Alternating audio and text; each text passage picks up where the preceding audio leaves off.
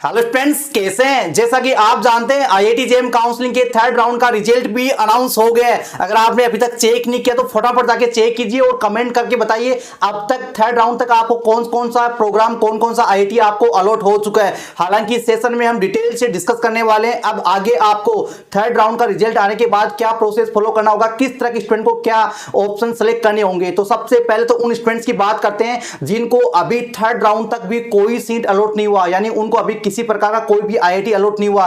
तो ऐसे स्टूडेंट को तो कुछ नहीं करना है, आपको फोर्थ और एडिशनल राउंड का वेट करना है। हालांकि कई स्टूडेंट का ये सवाल है कि सर इस बार कुछ कैटेगरीज में, कुछ प्रोग्राम में या कुछ आईआईटीज का जो कट ऑफ है काफी हाई है लास्ट ईयर की कंपैरिजन में। तो ऐसा स्टूडेंट्स इसलिए है कि अभी आपके आईजेएस के, आईआईएससी के, नाइजेस के ऑफर लेटर मिलना स्टार्ट हो गए स्टूडेंट को। जैसे स्टूडेंट अपना इंस्टीट्यूट डिसाइड कर लेंगे तो एक सीट वो कहीं ना कहीं छोड़ेंगे। तो ऐसे स्टूडेंट आपका फोर्थ राउंड तक आपका लास्ट ईयर की तरह कुछ इंस्टीट्यूट का बैलेंस हो जाएगा। यानी हो सकता है कुछ कैटेगरीज में, कुछ प्रोग्राम का तो थोड़ा हाई भी रह सकता है, थोड़ा बहुत फ्लेक्सिबल रहता है, कम ज्यादा रहता है। ऐसा तो आपने देखा होगा कुछ आईआईटीज का, कुछ प्रोग्राम का, कुछ कैटेगरीज का तो लास्ट ईयर से कट ऑफ लो भी रहा है। तो ऐसा होता रहता है। बाकी फोर्थ राउंड तक आपका बैलेंस हो जाएगा, ठीक है।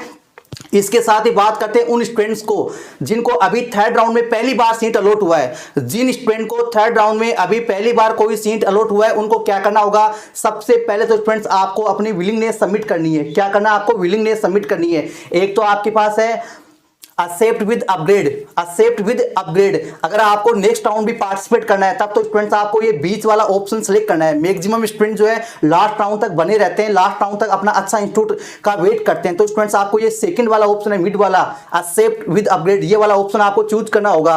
अगर किसी स्टूडेंट को लगता है कि नहीं मेरे को तो अभी जो ये प्रोग्राम मिला है इसी प्रोग्राम को मैं लॉक करना चाहता हूँ, इसी में एडमिशन लेना चाहता हूँ, इसी का मैं ऑफर लेटर लेना चाहता हूँ, तब स्टूडेंट्स आपको फर्स्ट नंबर वाला ग्रीन वाला एक्सेप्ट विद फ्रीज वाला आपको ऑप्शन सेलेक्ट करना होगा, ठीक है। अगर आपको सीट को फ्रीज करना है, लॉक करना है, आगे आपको पार्टिसिपेट नहीं करना है तो आपको फ्रीज करना होगा। अगर आपको आगे का राउंड भी पार्टिसिपेट करना है तो स्टूडेंट्स आपको क्या करना होगा? अपडेट करना होगा। जब तक आपको दूसरा आईआईटी नहीं मिलेगा तब तक आपको ये जो अभी मिला है ये आपके लिए एज ए बैकअप रहेगा, सेव रहेगा। ये किसके लिए? अपग्रेड के लिए।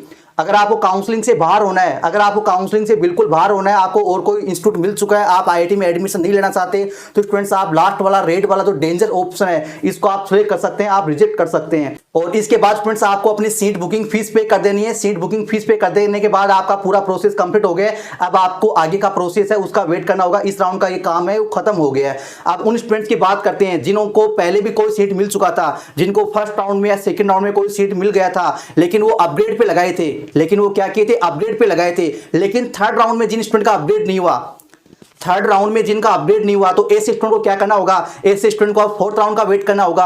अगर कोई स्टूडेंट को यहाँ पे कुछ चॉइस शो करेगी, एक तो विड्रॉ की, एक आपको फ्रीज की। तो अगर आपको नेक्स्ट राउंड पार्टिसिपेट करना है तो आपको ना तो विड्रॉ का ऑप्शन क्लिक करना है, ना ही आपको फ्रीज करना है। कोई स्टूडेंट अगर चाहे फ्रीज करना तो कर सकता है। कोई स्टूडेंट अगर काउंसलिंग से बाहर होना चाहता है, उसको अदर कहीं एडमिशन मिल चुका है, वो आईआईटी में एडमिशन नहीं लेना चाहता, तो स्टूडेंट्स आप विड्रॉ कर सकते हैं। आपका जो फीस है वो रिफंड हो जाएगा, जो उनका प्रोसेसिंग फीस है वो डिडक्ट होके।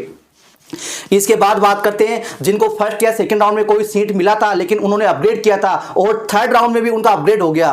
जिन स्टूडेंट का थर्ड राउंड में भी अपग्रेड हो गया है उनको सर क्या करना होगा? तो ऐसे स्टूडेंट को स्टूडेंट्स आपके सामने इस तरह के ऑप्शन वापस शो करेंगे, सेम वही ऑप्शन आपको वापस शो करेंगे। अगर आपको फर्स्ट चॉइस नहीं मिली है तो स्टूडेंट्स आपको एक्सेप्ट एंड अपग्रेड का भी ऑप्शन शो करेगा, आपको फ्रीज का भी करेगा और आपको रिजेक्ट का भी करेगा। तो आपको अगर आगे बने रहना है तो स्टूडेंट्स आपको अपग्रेड कर देना है। अगर आपको यही सीट चाहिए तो आपको फ्रीज कर देना है। आपका सेम प्रोसेस वही रहेगा स्टूडेंट जो आपका सेकंड राउंड में था, ठीक है। आपको अगर सीट फिर से मिल गया, आपका फिर से अपग्रेड हो गया, तो स्टूडेंट्स आपको केवल विलिंगनेस सबमिट करनी है, आपको फिर से फीस पे करने की जरूरत नहीं है। बहुत सारे स्टूडेंट कंफ्यूज रहते हैं कि सर हमें फिर से फीस भी पे करनी होगी क्या? जिन स्टूडेंट्स फीस केवल एक ही बार पे करनी होती है, बार बार आपको फीस पे नहीं करनी होती है। तो आई होप स्टूडेंट्स ये सेशन आपको बेहद पसंद आएगा। मिलते हैं नेक्स्ट सेशन में, तब तक के लिए इंतजार बनाए रखें। हालांकि बहुत सारे स्टूडेंट्स को 2-2, 3-3 जगह सीट मिल चुकी है, तो वो समय रहते प्लीज अपना डिसीजन ले लीजिए और एक जगह एडमिशन ले लीजिए ताकि बाकी स्टूडेंट को भी सीट मिल जाए।